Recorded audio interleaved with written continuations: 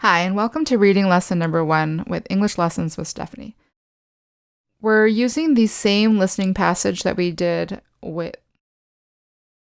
We're going to use the same passage that we used with our listening lesson, and we're going to study it a little more carefully. Before we begin, you may want to print out the lesson PDF. That's if you want to write on the text and take notes on it. You might want to have a dictionary ready, a paper dictionary. You don't need one, but you might want it. And you want to be able to take notes. So if you have the lesson PDF printed out, that's great. Or you can just use a paper and pencil. So in this lesson, we're going to talk a little bit about pre-reading, and then we're going to do a guided reading for most of it. In this guided reading, we are going to read this together, paragraph by paragraph. You might want to practice reading out loud by pausing the video and then listening, but I'm going to read each paragraph out loud, and then we're going to look back at the paragraph and use the GASP method of guessing, answering questions, summarizing, and predicting. Okay, so a little more about the GASP method. It's called GASP because we are going to start by guessing. We want to read quickly and efficiently. So we're going to start by guessing at all the things that we don't know for sure. And guessing is a very important skill because it helps us to think about what we already know.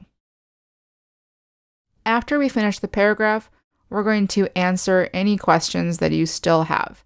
If the paragraph still doesn't make sense to you, you might have questions about different words, different sentences, maybe grammar points, and this is when you will stop and maybe use a dictionary to look up some things that you couldn't guess at. But we don't want to look up every single word. We want to maybe look up one or two words that we don't get because we don't want to slow ourselves down too much, right? So the goal here is to read quickly and efficiently. At the end of each paragraph, we're also going to summarize what we read. Summarize means say the main idea of what we read. This will help us to remember things and to go on to the next step, which is to predict what you will read. Predicting means guessing what's going to happen next. And this will help us to prepare ourselves for better understanding. Okay, so let's begin. Okay, so we start with some pre-reading questions. We look at this and we ask ourselves what we think we're going to read about. What do we know about this piece? Is it something that comes from a newspaper? Does it come from a scientific journal? What do I think I'm going to read about? And we might look at the picture for clues.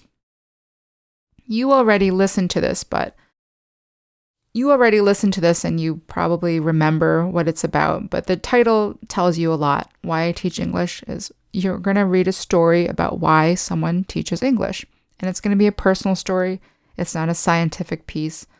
And when you look at the picture, you get some more clues. What do you see in this picture?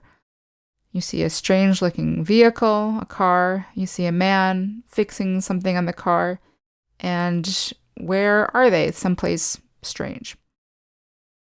In case you were wondering, that picture was taken in Colombia, and that is my husband fixing something on our car. So, okay, I'm going to read this first paragraph to you again, and if you want, you can pause it here and practice reading out loud for yourself, and then listen to it again before we move on. So you're going to guess at the words that you don't understand and mark things that you might have questions for later. Why I teach English. When I was 32 years old, I found myself living in a Volkswagen camper van with my boyfriend and our dog, traveling south on the Pan American Highway. It was the adventure of a lifetime, a journey during which we saw beautiful scenery, experienced spectacular festivals, and learned many random things. Okay, so looking back at this paragraph, you might have questions about the phrase, I found myself. But maybe you said, well, it doesn't really detract, it doesn't take away from the meaning of the sentence. So you can just kind of skip over that phrase. You might not know what a Volkswagen camper van is, but you might know Volkswagen, that's a car company. A van is a type of car. And probably from looking back at this picture, you can guess that that is a Volkswagen camper van. Okay. Maybe you don't know what the Pan American Highway is, but you know a highway is a long road, and American. So it's not really important to know what the Pan American Highway is. You can look it up. I can tell you right now that it's a long highway that goes from the northernmost tip of Alaska to the southernmost point in Argentina. So it's a very long highway that traverses the Americas. But it's not really important to know that exactly, to understand the main idea. The phrase, the adventure of a lifetime, you could probably guess what that means. An adventure, something exciting, your lifetime, your entire life, right? How about the word spectacular, right? Spectacular, you might not be able to guess at, but try to ask yourself, do you think it means something good, something bad? Is it really important to know what the word spectacular means? Probably not, but you can guess that it's probably something good because it comes after the phrase beautiful scenery. The same thing with the word random. Maybe you know what random means, maybe you don't. You can ask someone, you can look for help, but is it important to know what random means? Not exactly. By the way, we will talk about the actual meanings of all these words in our next lesson, the writing lesson. Now that we've answered some of our vocabulary questions about this paragraph, we have to summarize the main idea. So when we're summarizing, right, we want to say, what is the big thing that happened in this paragraph? Who did what? And why is it important? So the who is the speaker. So in that case, it's, the writer, the speaker. And what did she do? She was traveling. And why is that important? She was traveling, around the world. You can say she was traveling around on this highway, or she was traveling and learning. Those would all be good summaries of this paragraph. What do you think you're going to be reading about in the next paragraph? So predicting is the last step. Well, you might guess, since the last sentence is about learning things, you might guess that the next paragraph will be about what she learned. Here's our second paragraph, so you might want to pause here and read to yourself or read out loud before continuing. In Mexico, we learned that the cheapest way to cross the Sea of Cortez is also the best way, via commercial ferry. In Guatemala, we stayed at an orchid reserve containing several species named after the reserve's founder, an orchid enthusiast. In Chile, we were pleased to discover that some of the gas stations have showers, good ones. And in Costa Rica, I learned that I wanted to be an English teacher. Okay. You might start by thinking, where is the Sea of Cortez? But knowing that it's in Mexico is good enough. And how did they cross the Sea of Cortez? Via commercial ferry. Via, maybe you guess that it means using, right? How they did something. And ferry, well, if they're crossing water, you would probably guess a ferry is some kind of boat. That's good enough. That's good enough. In Guatemala, we stayed at an orchid reserve. So a reserve is a place, and you might guess that an orchid reserve is, a reserve containing orchids. So these are orchids. You might be able to guess that from looking at the picture. And an orchid enthusiast. So when you look at the word enthusiast, maybe you recognize that it looks a lot like the word enthusiasm, right? So enthusiasm is the feeling of being very excited or passionate about something. An enthusiast is a person who feels enthusiasm. So an orchid enthusiast is a person who is very passionate about orchids. Okay, so again, now that we have answered our questions about some words and phrases, we can think about the summary. How do we summarize this paragraph? So we look at the first sentence and the second sentence, and she's talking about all the things that she learned. So you would say that she learned many things because it talks about what she learned in Mexico, Guatemala, Chile, Costa Rica. So that would be a good summary, that she learned many things. Next, you want to predict what you're going to read about in the next paragraph. So again, looking at the last sentence in this paragraph, she says, I learned that I wanted to be an English teacher. Maybe that is what she's going to talk about in the next paragraph. So again, I'm going to read this paragraph and you could pause it and read it out loud and then start the video again. In Costa Rica, we found a lovely brewery and hotel near Lake Arenal. It was the low season for tourists, so we struck a deal with the hotel to camp in their yard free of charge in exchange for eating a meal or two a day in the hotel. We also got to use their pool and the bathrooms by the pool. It was a good setup, so we stayed for a week. So in the first sentence, we see this phrase brewery and hotel. And we all know what a hotel is. What is a brewery? Well, you might look at it and see the word brew and say, okay, brew means to cook something or stew something. A brewery is actually a place that makes beer.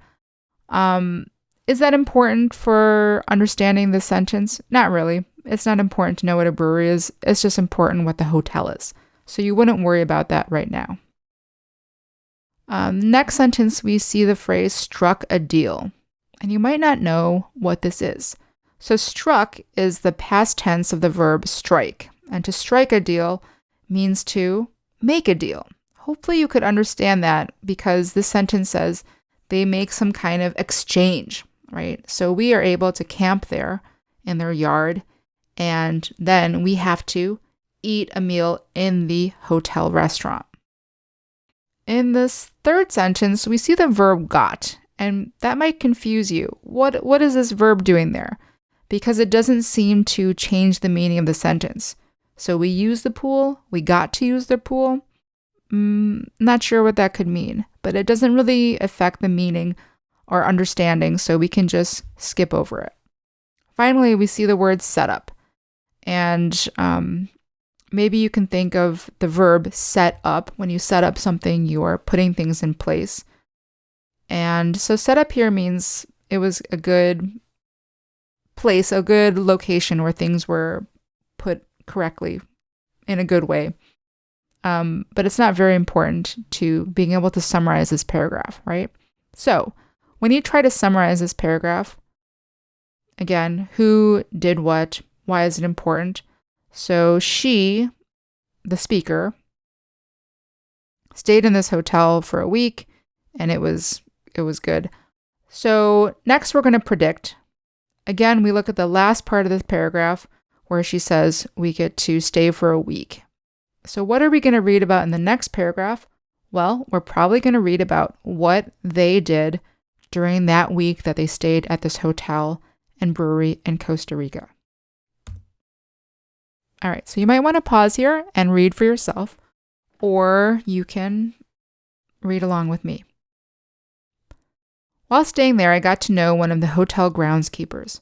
My Spanish was poor, so I was always trying to practice with anyone patient enough to speak with me. He told me that he was trying to learn English so that he could get a better job. The Costa Rican economy relies heavily on tourism, so the ability to speak English means many more job opportunities.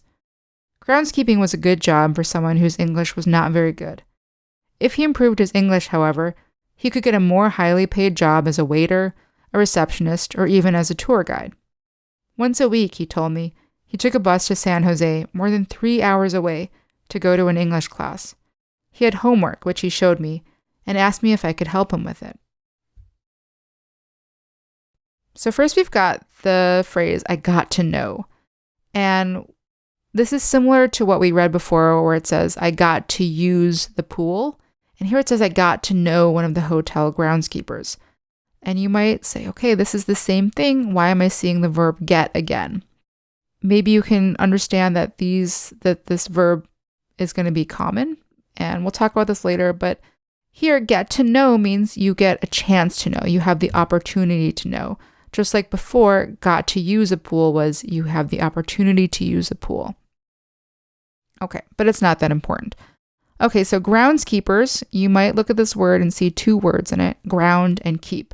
So a groundskeeper is someone who takes care of the grounds. And we're talking about the hotel. So this is someone who works on the hotel grounds. Maybe you don't know what the word relies is. And if you look at this sentence, the Costa Rican economy relies heavily on tourism. What would you guess that this verb means? Well, I would guess it's something close to needs or uses. And that's a good enough guess. Then we see the word groundskeeping again. And you might have other questions about this paragraph, these words, but hopefully you can understand the main idea. Can you summarize it? And what should we say here? Well, she meets this hotel groundskeeper, and she learns that he is learning English, right? Or you could say she meets someone who is learning English. Predicting.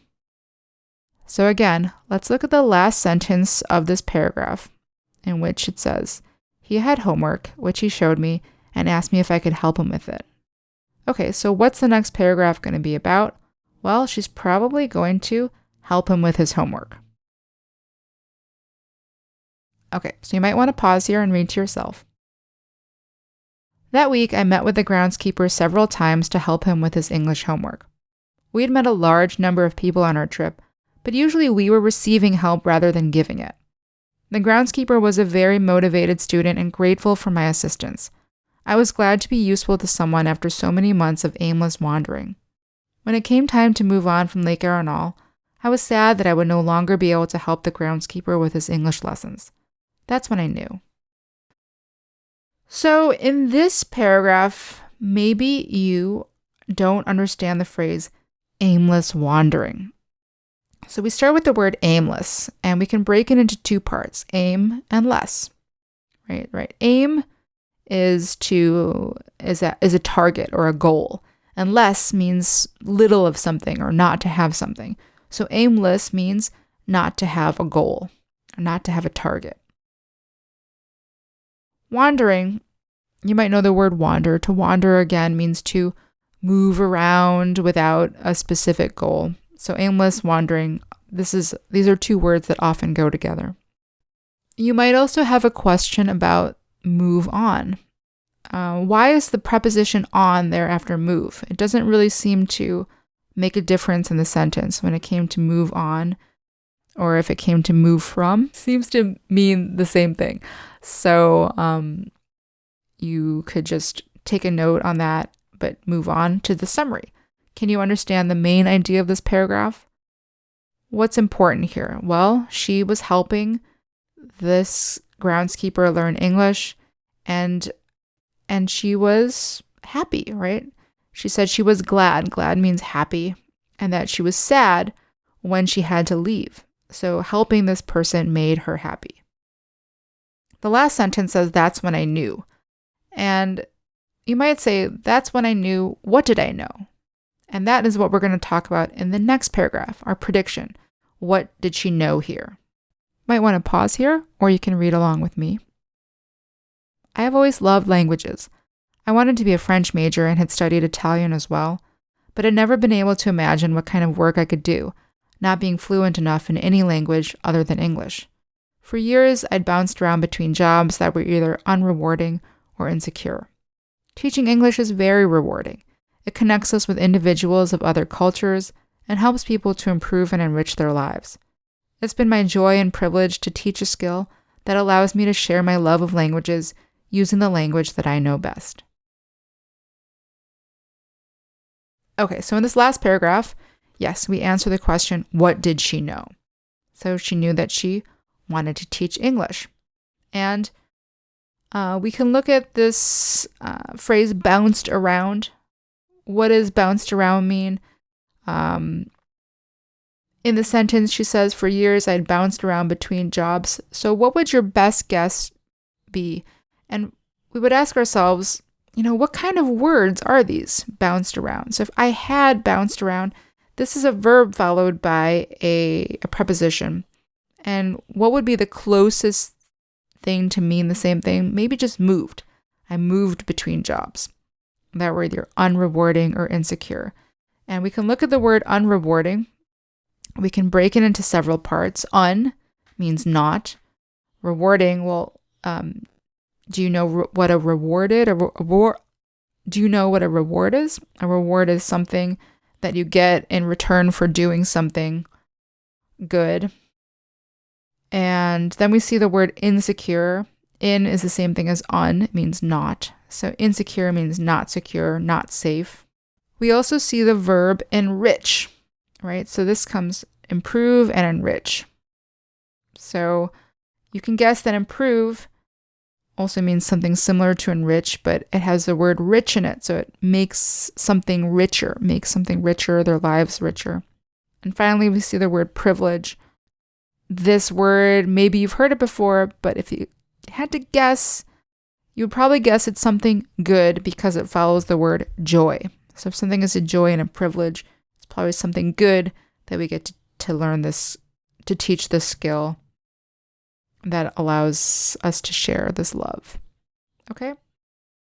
So, we talked about a lot of different words, and hopefully you're understanding that even if you don't understand every single word, you can still get the main idea of each paragraph and understand it well enough to move on to the next paragraph and understand the flow of the reading passage. Okay? So now that you're at the end, you want to review. We read that pretty fast. You might want to read it again and summarize what you've read. So now that you've read the whole thing, you should be able to make a summary of the entire passage in 1 or 2 sentences. Go back and review any parts that are still confusing, because I'm sure we didn't talk about every single part. Use a dictionary to look up words that you still are confused about. I recommend using the online dictionary Merriam-Webster.com. They're a great dictionary. And it's really important to use a good dictionary because I've been a teacher for several years and I've seen a lot of students using dictionaries that were not good. So Merriam-Webster is an English to English dictionary, and that is what you want. A lot of times English to other language dictionaries are not that great. And this will help you to learn even more vocabulary words. I also recommend using something as your personal dictionary. So maybe a notebook or something on your computer where you can keep a list of all the new vocabulary words you've learned, because you are going to learn a ton of new vocabulary words as you continue to learn English. And it's exciting and awesome to see just how many words you've learned. Okay, so that's it for today's reading lesson. Please continue with this week's writing and speaking lessons for a deeper discussion on the vocabulary words that we picked out today.